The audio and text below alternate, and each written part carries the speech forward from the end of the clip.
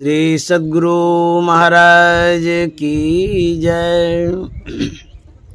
नमामि अमित ज्ञान रूपम कृपालम अगम बोध दाता सुबुद्धि निधि विशालम क्षमाशील यति धीर गंभीर ज्ञानम धर्म कील दृढ़ थीर समधीर ध्यानम जगत त्राणकारी अघारी उदारम भगत प्राण रूपम दया गुण अपारम नमो सद्गुरुं ज्ञान दाता सुस्वामी नमामि नमामि नमामि नमामि। श्री सद्गुरु महाराज की जय। परमाराध्य सद्गुरु महाराज गुरुदेव महर्षि संत सेवी परमहंस जी महाराज भगवादीरा के सत्संग प्रेमी महान भाव माता एवं बहनों, आज हम लोग उर्मिला दीदी के आवास पर सत्संग कर रहे हैं।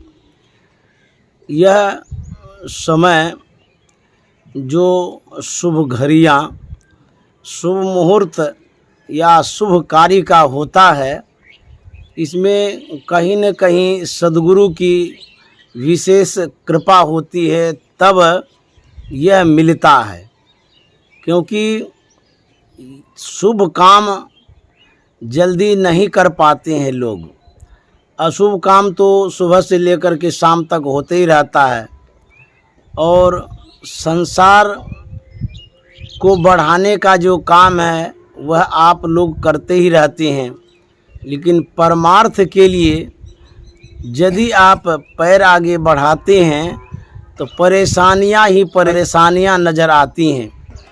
एक तो मन नहीं होता है सत्संग ध्यान करने का, दूसरा यदि मन भी होता है तो परिवार में प्रतिकूलता होने के कारण व्यवधान उत्पन्न होता है।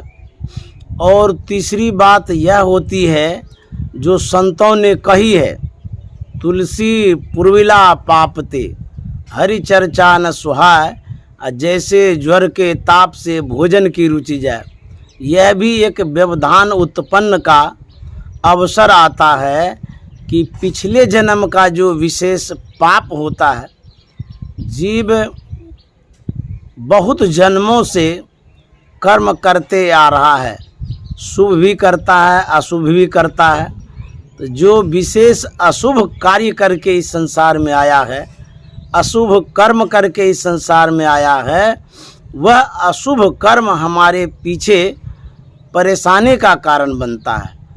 आप अच्छा काम करना चाहते हैं लेकिन मन साथ नहीं देता है, विचार स्वीकार नहीं करता है और मन संसार के तरफ ढड़क जाता है, लुढ़क जाता है, बढ़ जाता है। हमें गप करना अच्छा लगता है। संसार में धन संपत्ति कमाने के विषय में जब चर्चा होती है तो उसमें विशेष रुचि रखते हैं, विशेष मन होता है और बात करते करते इतने आप ढरक जाते हैं कि उसी काम में पिल पड़ते हैं। तो संत महात्मा हम लोगों को सावधान करते हैं, यह जो शरीर है, यह शरीर सब दिन रहने वाला नहीं है। हमारे गांव की बात है, यही कई रोज़ पहले मुझे मैसेज मिला गांव से कि एक युवक जो 30 साल के लगभग का होगा, उसके लीवर में खराबियां हो गई और विशेष शिक्षित नहीं होने के कारण, समझदारी नहीं होने के कारण उस बीमारी को नज़रअंदाज कर दिया, समझ नहीं पाया और वह सोचते रहा कि बीमारी है ठीक हो जाएगी। वो आशे भरोसे में रहा, अब बीमारी बढ़ते बढ़ते बढ़ते इतना कदम बढ़ा दिया, अपने कब्जे में ले लिया उस युवक को और अपने बाहों में इतना जकड़ लिया। वह युवक पटना गया इलाज कराने के लिए और पटना में ही इलाज के दौरान उनकी मृत्यु हो गई, मौत हो गई, जबकि वह सोच ही नहीं पा रहा था कि होगा क्या। उनके जो पिताजी थे, वृद्ध पिता, वो भी अस्वस्थ अवस्था में पड़े हुए हैं और उनके परिवार में जो भी व्यक्ति हैं वो उतने समझदार शिक्षित नहीं हैं। मेरे कहने का मतलब ये है, यह जो जीवन है जिसको लेकर के हम जी रहे हैं, यह जीवन कितने दिनों का है? कोई कहते हैं 100 साल का है, कोई कहते हैं 80 साल का है, कोई कहते हैं 60 साल का है। लेकिन संतों को यदि मानते हैं तो उनका कहना है, पाँव पलक की सुधि नहीं, करे काल का साज, काल अचानक मार सी ज्यों तीतर को बाज। तो संत महात्मा कहते हैं इस जीवन का ठिकाना नहीं है। यदि 100 साल हम जिंदा ही रहेंगे, यह गारंटी है आपके पास? मकान, दुकान, घर का पेपर बनवाते हैं, रजिस्ट्री करवाते हैं कि मेरे जिम्मे यह संपत्ति रहेगी। लेकिन ये जो जीवन है, जो सांस है, जिसे लेकर के आप संसार में आए हैं, कोई गारंटी है, कोई रजिस्ट्री है कि हम इतने दिनों तक जीवित रहेंगे? ये तो काल के बस में हम लोग हैं। काल जैसा जैसा चाहता है, जब तक रखने का है रखता है, फिर लेके चला जाता। लेकिन हम यदि संयम से रहेंगे, हम अपने जीवन को सात्विक बना के रखेंगे, यदि सत्संग रूपी सांचे में ढाल करके रखेंगे, इसमें सद्गुरु की कृपा होती है तो जीवन बढ़ता है, आयु लंबी होती है कृपा से। तो इस तरह से यदि आप सत्कर्म करते हैं, सत्संग करते हैं, साधु सेवा करते हैं, आपकी भावनाएं सत्कर्म करने में लगी हुई रहती है, तो इससे क्या होता है, कृपा होती है और हम कुछ अधिक दिनों तक जी पाते हैं। क्योंकि संत सद्गुरु के शरण में जो होते हैं, उनके ऊपर जो काल, कष्ट, संकट होने वाला होता है वह वो काट देते हैं। तो सद्गुरु शरण में जो रहते हैं, उनकी आज्ञा का जो पालन करते हैं, यह अपवाद स्वरूप है कि उनकी आयु बढ़ती है। और प्रायः लोगों की आयु जो है बढ़ती नहीं है, बल्कि कभी भी वो समाप्त हो जाती है। इसीलिए संत महात्मा कहते हैं अपने जीवन को सत्कर्मों में एक एक क्षण के लिए बिता दीजिए, क्योंकि यही साथ जाएगा और आपके साथ कुछ जाने वाला नहीं है, कोई भी लेके नहीं गया है। तो अपना काम, निज काम जो सत्संग ध्यान है, उसको कर लेना चाहिए, परोपकार कर लेना चाहिए। हमारे संत कबीर साहब कह गए, अरे दिल गाफिल गफलत मत कर, एक दिन जम तेरे आवेगा रे। कबीर साहब कहते हैं, अरे दिल, अरे मन, तुम गफलत में क्यों पड़े हुए हो? गफलत कहते हैं लापरवाही को, बेसुधी की जो अवस्था होती है, अर्थात आपका मन केंद्रित नहीं है, समेटा हुआ नहीं है, कुछ सोच ही नहीं पा रहे हैं, आप लेटे हुए हैं, सोए हुए हैं, बेखबर हैं। कहते हैं कि आप जो बेखबर हैं तो होगा क्या? तो कबीर साहब कहते हैं कि एक दिन जम तेरे आवेगा रे, तुमको ले जाने के लिए जमराज आएगा। उस समय सोच भी नहीं सकते हैं कि अब हम क्या करें। यदि जमराज आपके सामने खड़े हो जाएं तो क्या आप यह कहेंगे कि अभी बेटी की शादी बाकी है, बेटा का विवाह बाकी है, घर मकान दुकान बनाना बाकी है, संसार का कुछ बाकी है, इसको करने दीजिए तब जाएंगे? वो मानेगा? उससे आपकी कोई दोस्ती नहीं है। वो अपना काम करेगा और आपका प्राण लेकर के चला जाएगा।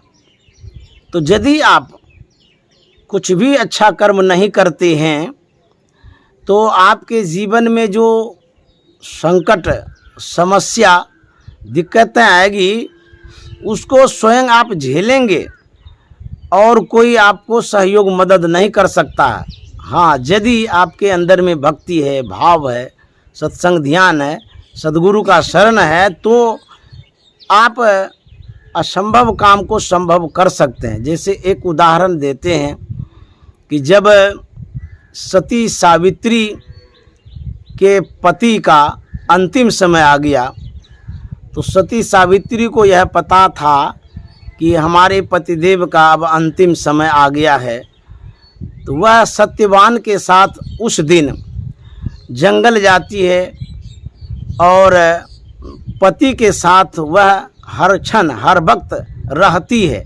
सत्यवान लकड़ी काटने के लिए वृक्ष पर चढ़ता है, अचानक उनके सिर में दर्द होता है और वह व्यक्त करता है कि मेरे सिर में बहुत दर्द हो गया।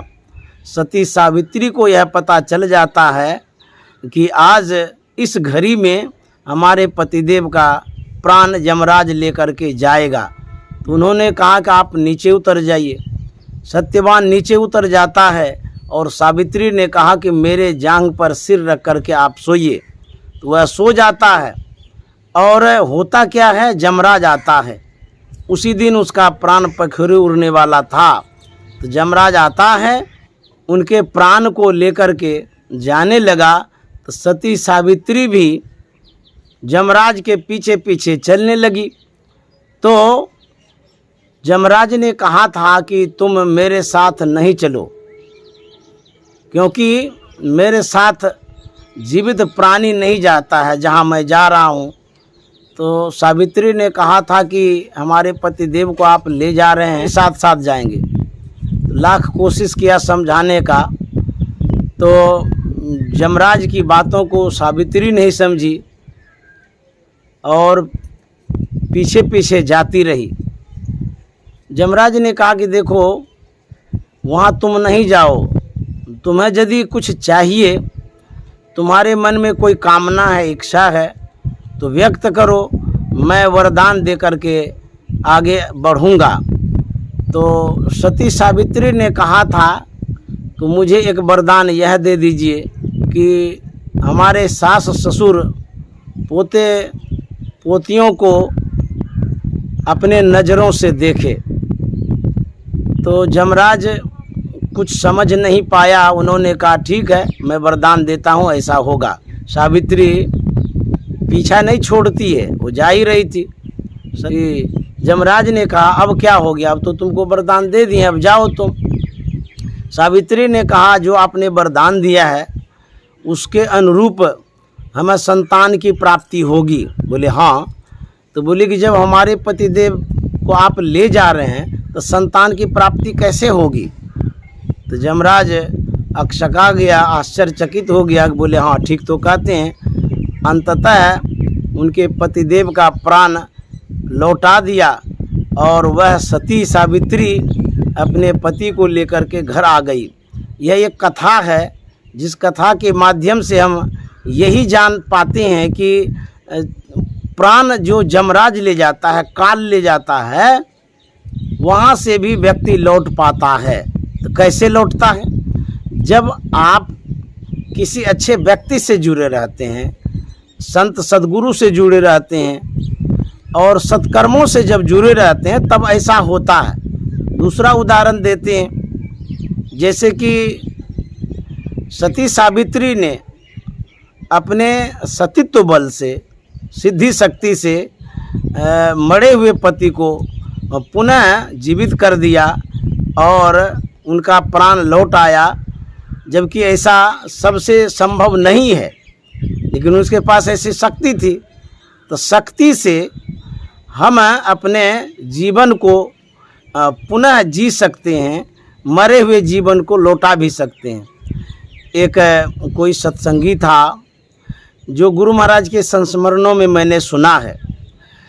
उनकी इच्छा थी कि मैं एक सत्संग मंदिर बनाऊं, गुरु महाराज का सत्संग मंदिर होगा तो वहाँ सत्संग होगा, लोग सब आएंगे, सत्कर्म होगा, तो यह शुभ काम कर लेना चाहिए था। लेकिन अचानक उसकी मृत्यु हो जाती है। तो मृत्यु हो गई तो जो समाज के लोग, परिवार के लोग थे, उसको अर्थी पर सजाता है, बांधता है, अब ले जाएंगे श्मशान घाट। उसी समय अचानक उस मुर्दा में प्राण आता है, वो हिलने लगता है। लोगों को बड़ा आश्चर्य लगा कि लगता है कि ये जीवित हो गया है। जब उसे खोला गया तो उठ करके बैठ गया। तो लोग डर भी रहे थे कि ऐसा कैसे हो गया, तो मर गए थे फिर जिंदा कैसे हो गया। तो लोगों ने जिज्ञासा किया, पूछा कि आप तो मर गए थे फिर जिंदा कैसे हो गए। तो उस व्यक्ति ने कहा, मैं मर गया था, जमराज लेने के लिए आया था, लेकिन मेरी जो कामना थी, मेरी जो इच्छा थी सत्संग मंदिर बनाने की, तो हमारे सामने गुरु महाराज भी आ गए। तो गुरु महाराज ने जमराज से कहा कि इनकी जो इच्छा है सत्संग मंदिर बनाने की, यह सत्कर्म ये करेंगे, इसीलिए कुछ दिनों के लिए इनकी आयु बढ़ा दीजिए, इसको जीवित कर दीजिए, ये सत्संग मंदिर बना लेंगे, सत्कर्म कर लेंगे, उसके बाद इसको ले जाइएगा। तो गुरु महाराज की बात मान करके जमराज हमें छोड़ दिया और मैं इस संसार में जीवित हो गया। अब देखिए, सदगुरु के शरण में होते हैं तो मरे हुए आदमी भी जिंदा हो जाता है। तो इस तरह से यदि आप अच्छा कर्म करते हैं तो आपकी आयु बढ़ती है। ध्यान करने से, सत्संग करने से, भजन करने से, अच्छे कर्मों को करने से भी आयु बढ़ती है। और जो हमारे इष्ट हैं, जो देवता हैं, जो हमारे गुरु हैं, जो संत हैं, वो हमारी आयु को भी बढ़ा देते हैं। ऐसा संस्मरणों में हम लोग सुना करते हैं। तो इस तरह से कबीर साहब कहते हैं कि अरे दिल गाफिल गफलत मत कर, एक दिन जम तेरे आवेगा, रे जमरा जाएगा और उठा करके ले जाएगा। तो संत महात्मा जो सावधान करते हैं तो हम लोगों को उनकी बातों पर ध्यान देना चाहिए। कहता सौदा करन को याजक आया, पूंजी लाया मूल गमाया। इस संसार में जो आए थे सौदा करने के लिए आए थे। अब कैसी सौदा है, किस तरह का व्यापार है, कारोबार है, इस बात को समझना पड़ेगा। हम लोग तो दुकान में सामान बेचते हैं, इसी को कहता सौदा करना। ग्राहक आता है और सामान मांगता है, उसको देते हैं, आप बैठे रहते हैं दुकान पर, लेना देना होता रहता है, इसको कहता सौदा करना। अथवा विवाह में भी सौदा किया जाता है, ज़मीन खरीदने में भी सौदा किया जाता है।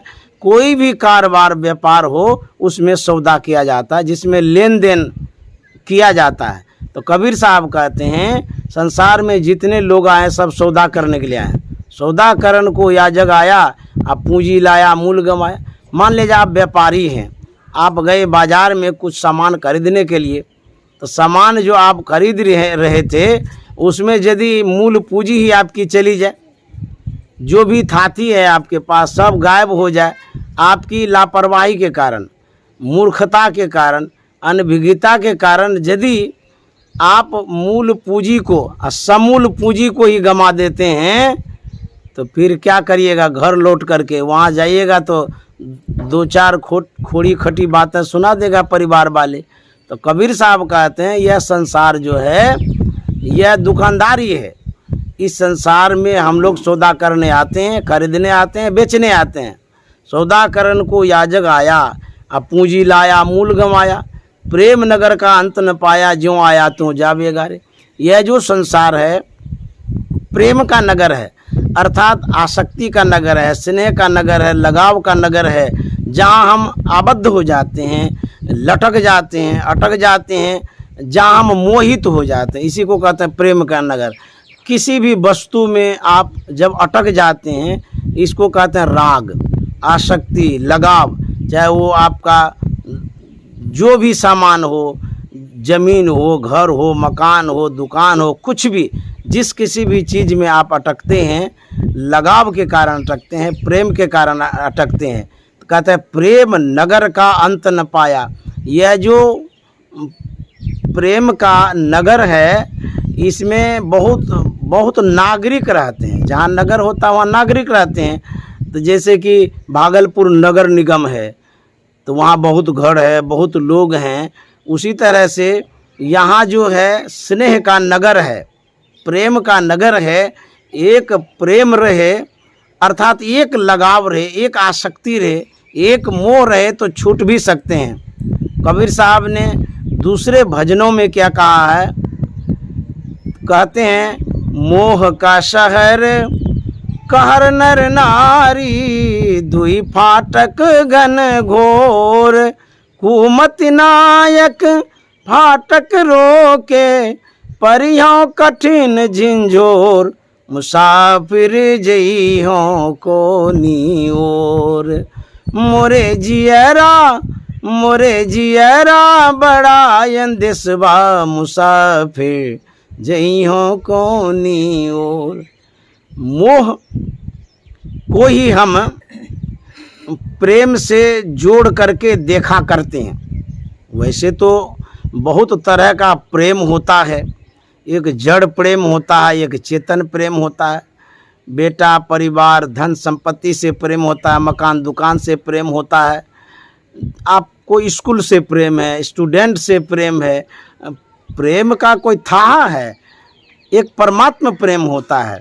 यदि आप परमात्मा प्रेम कहते हैं तो उसको मोह नहीं कहते हैं, बल्कि उसको ज्ञान का प्रेम कहते हैं।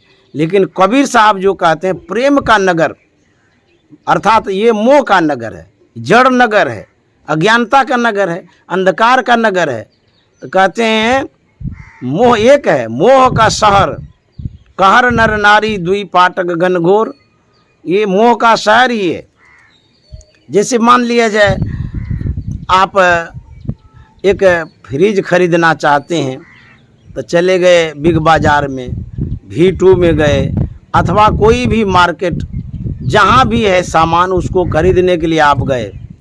आपके घर में फ्रिज नहीं है तो खरीदने गए, तो खरीद करके जब आप लाए, उस फ्रिज के प्रति आपको मोह होता है, प्रेम हो जाता है। मान लिया जाए आप 30,000 का फ्रिज ले आए, यदि कोई व्यक्ति उस फ्रिज को उठा करके पटकने लगे या तोड़ने लगे तो आपके मन में पीड़ा होगी, दुख होगा। अरे 30,000 रुपया लगाए हैं, उठा पटक काहे करते हैं, टूट जाएगा तो वह फ्रिज आपको कुछ भी नहीं कहता है।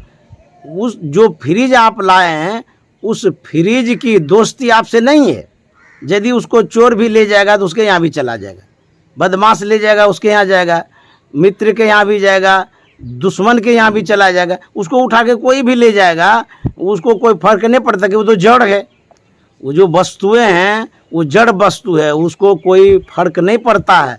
लेकिन फर्क किसको पड़ता है, उस जड़ के साथ जो हमारी दोस्ती हो गई, जो स्नेह हो गया, जो लगाव हो गया है, इसी कारण से आप दुखी हो जाते हैं। 30,000 का फ्रिज लाए हैं, आप उठा करके ले जाएगा, हम तो केस कर देंगे आपके ऊपर, मारपीट कर देंगे। इस तरह से हमारी आसक्ति उससे हो गई है, इसीलिए हम दुखी होते हैं। जैसे एक मोबाइल है, ये जो मोबाइल है इसको कोई पटकना चाहे, फेंकना चाहे या ले जाना चाहे तो हम लेने नहीं देंगे। क्यों? ये मोबाइल हमारा है, हमारी इससे आसक्ति हो गई, प्रेम हो गया है, मोह हो गया है। तो कहते ये मोह करता क्या है? तो गोस्वामी जी ने कहा, मोह सकल व्याधिन कर मूला, तेते पुण्य उपजय बहुसूला। मोह सभी रोगों का घर है। व्याधि में ना रोग, अब रोग एक प्रकार का नहीं होता है, एक शरीर में रोग होता है, लकड़ी में भी तो रोग होता है, जैसे घुन पड़ गया। पानी में भी रोग होता है, पानी सड़ गया। रोटी में भी रोग होता है, रोटी खराब हो गई। एक प्रकार का रोग थोड़ा है। तो ये जो मोह है, जो आसक्ति है, जो आप लगाव रखते हैं किसी से, तो इसके लिए गोस्वामी जी कहते हैं सभी रोगों का ये जड़े है, जहाँ से उत्पन्न होता है, ये जननी है। मोह दुख की जननी है, रोग की जननी है, जहाँ से उत्पन्न होते रहता है, हमारे दुख का कारण होता है। जैसे कोई फैक्ट्री है, उस फैक्ट्री में प्रोडक्ट तैयार होता है, सामान तैयार होता है, उत्पन्न होते रहता है। जैसे चप्पल की फैक्ट्री है, शुगर की फैक्ट्री है, कपड़े की फैक्ट्रियां हैं, तेल की फैक्ट्री है, लाखों करोड़ों तरह की फैक्ट्रियां होती है। तो जो फैक्ट्रियां होती है जिस तरह की, वहाँ उस तरह की वस्तुओं को तैयार किया जाता है। तो हमारे अंदर में जो मोह है, ये एक फैक्ट्री है। क्या उत्पन्न करता है? कहते हैं हमारे दुख को ही उत्पन्न करता है। तो हम फैक्ट्री चलाते रहते हैं, रोज़ चलाते हैं, सुबह से शाम चलाते रहते हैं। हम कितने होशियार हैं, कितने अपने आप को गौरवान्वित समझते हैं कि हम मोह उत्पन्न करने वाले फैक्ट्री के मालिक हैं, इसके हम एजेंसी हैं। तो गोस्वामी जी कहते हैं अरे आप तो दुख उत्पन्न करते हैं। अच्छा, मान लिया जाए किसी फैक्ट्री में शराब बन रहा है, शराब बनाने वाला खूब कमाता है, नाम करता है, कहता है कि हमको हमारे पास बहुत पैसा है, वो गौरवान्वित होता है हम शराब उत्पन्न करते हैं। लेकिन उसको यह भी तो सोचना चाहिए इस शराब से हानि होती है, ये ठीक नहीं है। पीने की भी आदत लग जाती है, जीवन बर्बाद होता है। ठीक उसी तरह से हम मोह उत्पन्न करने वाले मालिक हैं, फैक्ट्री के मालिक। और मोह गोस्वामी जी के अनुसार कहते हैं ये दुख का घर है, रोग का घर है, व्याधियों का घर है। अब बुझिए तो हम कितने होशियार हैं। तो मोह जो है, आसक्ति जो है, लगाव है, ये दुख का जड़ है। मोह सकल व्याधिन कर मूला, तेहते पुनि उपजे बहुसूला। कहते हैं बहुत दुख उत्पन्न होता है। सूला का मतलब सूल, दुख, पीड़ा, वेदना, संकट, आफत, दिक्कत। कहते हैं इससे क्या होता है, यही आफतें उत्पन्न होते रहता है। जैसे जहाँ जहाँ आपकी आसक्ति है, लगाव है किसी से भी, A to Z दुनिया में किसी से आपका यदि लगाव है, मोह के कारण है। और यदि सद्गुरु से लगाव है, सर्वेश्वर से लगा है, परमात्मा से लगाव है, वो भी मोह है। मोह और प्रेम एक दूसरे के पूरक हैं। यदि मोह नहीं रहेगा तो प्रेम नहीं रहेगा, और यदि प्रेम नहीं रहेगा तो मोह भी नहीं रहेगा। तो मोह और प्रेम एक दूसरे के साथी हैं। मोह के कारण ही आप सद्गुरु में आसक्त होते हैं, मोह के कारण ही आप भक्ति करने लग जाते हैं। जब तक आपका लगाव किसी से नहीं होता है, जुड़ाव किसी से नहीं होता है, आप उस व्यक्ति से या परमात्मा से या सद्गुरु से लाभ भी नहीं ले सकते। जैसे हमसे जुड़ाव आपका है, तो जब हमसे आपका जुड़ाव, ये भी तो मोह है। चाहे जिस नाते जुड़ाव है, सत्संग के नाते या जो भी नाता रिश्ता हो, यदि आपका जुड़ाव है, यदि मोह है, तो लाभ और हानि उससे होता है। यदि मान लिया जाए हमारी जगह कोई और व्यक्ति होते जो गुंडा होता, बदमाश होता, अपमान अपकीर्ति वाले कोई व्यक्ति होता, शराबी होता, उसी से आपका लगाव होता, उसको आप अपने घर पर लाते, तो आपको शायद ये ज्ञान नहीं मिलता जो कुछ मिल रहा है। क्योंकि वो जब आता तो वो खाली संसार की बात करता, मारपीट की बात करता, खून खराबा वाला करता, अज्ञानता वाला करता। तो जो बात वो करता उसको आप सीखते और उसी के अनुरूप अपने जीवन को ढालते। तो जिनसे आपका लगाव है उससे आपको लाभ और हानि दोनों होता है। तो उसी तरह से संत महात्मा क्या कहते हैं, किनसे लगाव रखना चाहिए। गुरु महाराज ने कहा है, हे प्रेम रूपी सतगुरु, प्रेमी मुझे बना दो, प्रेमी मुझे बना दो। कहते हैं हे सदगुरु महाराज, आप अपना प्रेमी बना लीजिए, अपना साथी बना लीजिए, अपना दोस्त फ्रेंड बना लीजिए। क्योंकि नर नारी रूप सारे, मन मोह है जो हमारे, मन मोह है जो हमारे, आकर सी प्रेम लेवें, इनसे मुझे छुड़ा दो।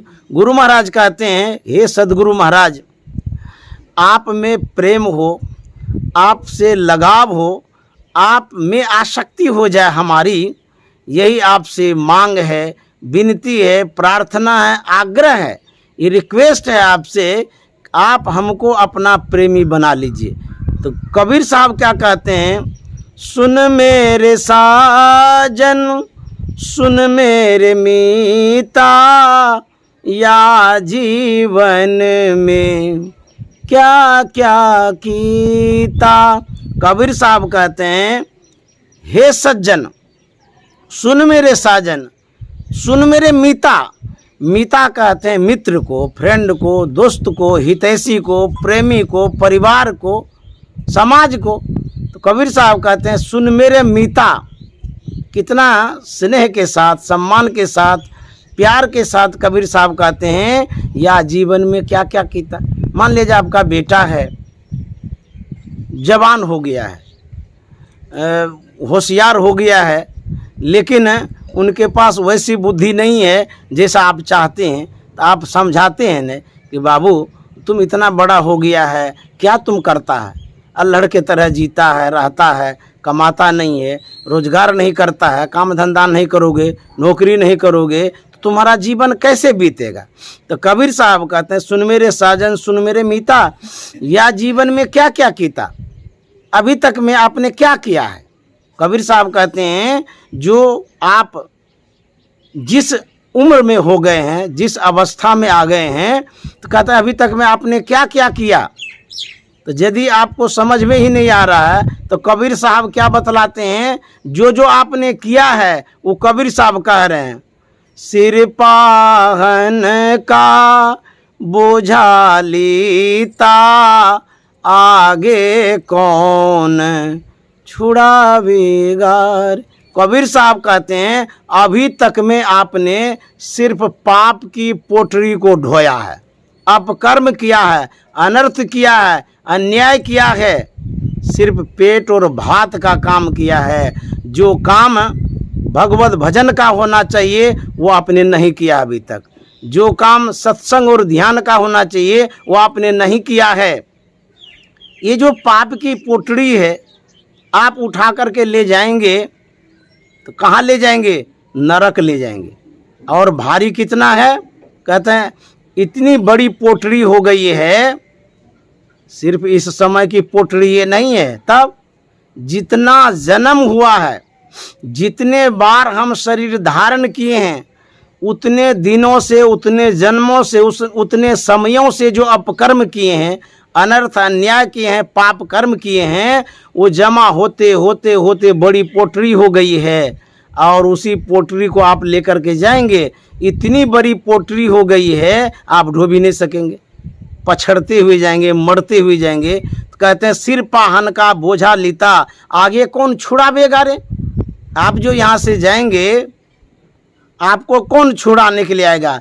पाप करके कोई भी व्यक्ति यदि जेल जा रहा है तो समाज के लोग कहते भले जा रहा है जेल, मरेगा वहीं पर, क्योंकि क्या अच्छा काम किया, वो न परोपकार किया, न पुण्य किया, न समाज को ऊपर उठाने का काम किया, सब दिन तो गलते काम किया है, गला घोटने का काम किया है, छुरी चलाने का काम किया है, बंदूक चलाने का काम किया है, गाली जहर घोलने का काम किया है, गाली देने का काम किया है। तो जब वो जाता है गड्ढा में तो समाज के लोग कहते भले जा रहा है गड्ढा में, गिरने दो उसको, जेल जा रहा है तो भले जा रहा है। आपको छुड़ाना नहीं चाहता वो, क्यों, आप उसके लिए, समाज के लिए आपने क्या किया है, कोई हित किया है, कुछ भी नहीं किया है, कोई भलाई किया है, नहीं किया है, तो आपका भलाई कैसे करेगा। तो वही कबीर साहब कहते हैं सिर पाहन का बोझा लीता, आगे कौन छुड़ावेगा रे, कौन छुड़ाएगा। आपने समाज में उपकार पुण्य धर्म किया ही नहीं है तो आपको समाज के लोग या सदगुरु आपके लिए क्यों कुछ करेंगे।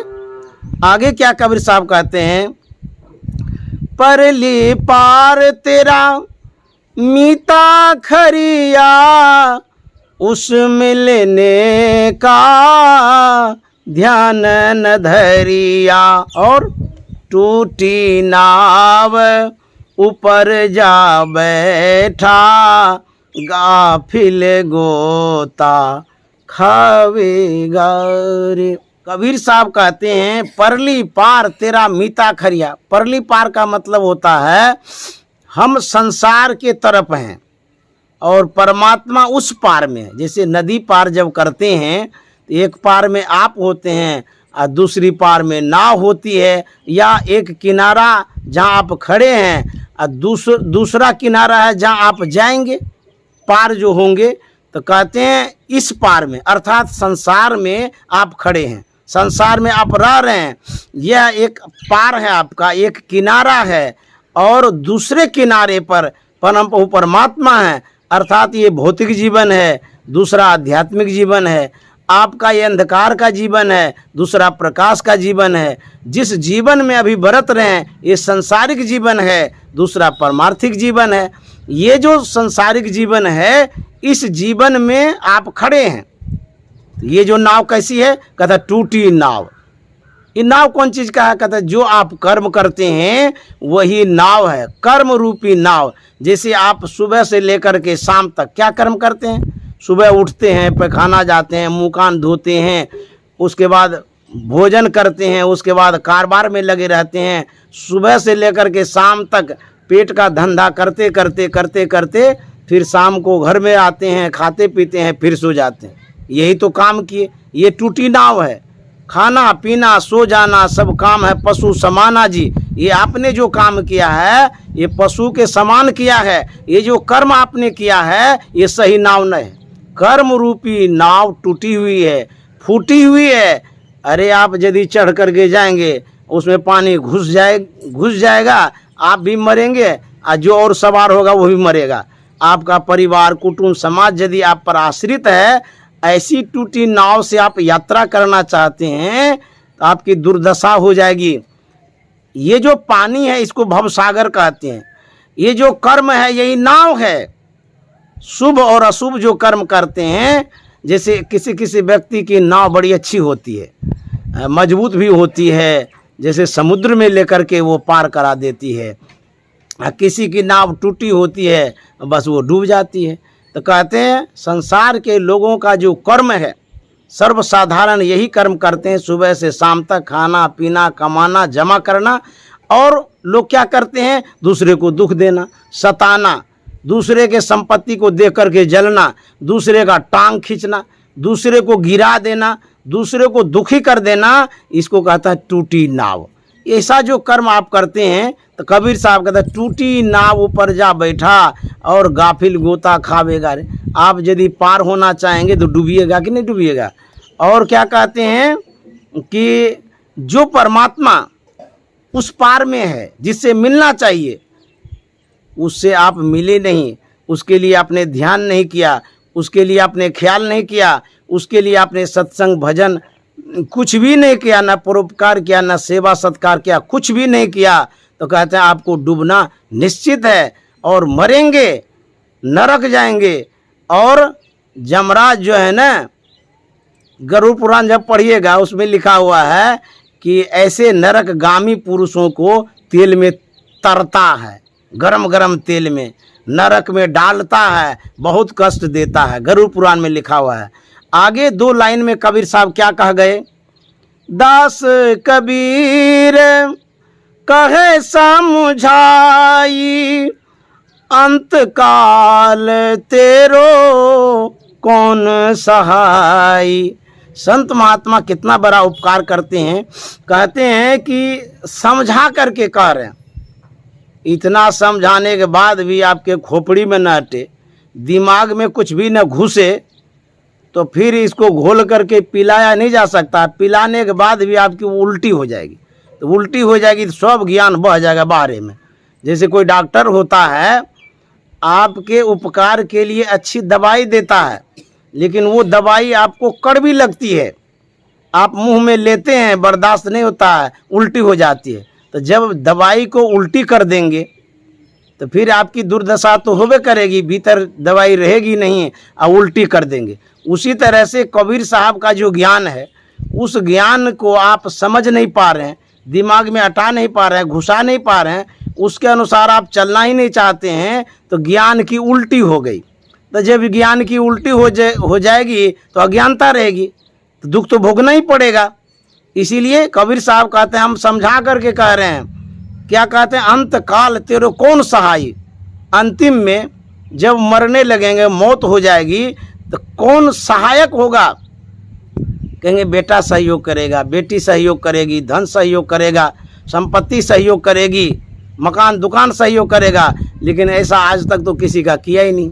जब सांस छूटने लगता है ना, यदि सासू के नाक में कान में सोना का गहना होता है तो एक बहुएं जब होती है तो क्या करती है, चट से कान काट करके वो गहना ले लेती है। वो सोचती है सासू माँ तो मरिए न गई है, अब इसको क्या काम है, निकाल करके ले लेते हैं। तो कहते हैं जब आपके शरीर पर कोई सामान होता है, बेशकीमती होता है, उसको भी संसार के लोग छोड़ते नहीं हैं। तो क्या ये संपत्ति आपको सहयोग मदद करने वाला है? नहीं करेगा।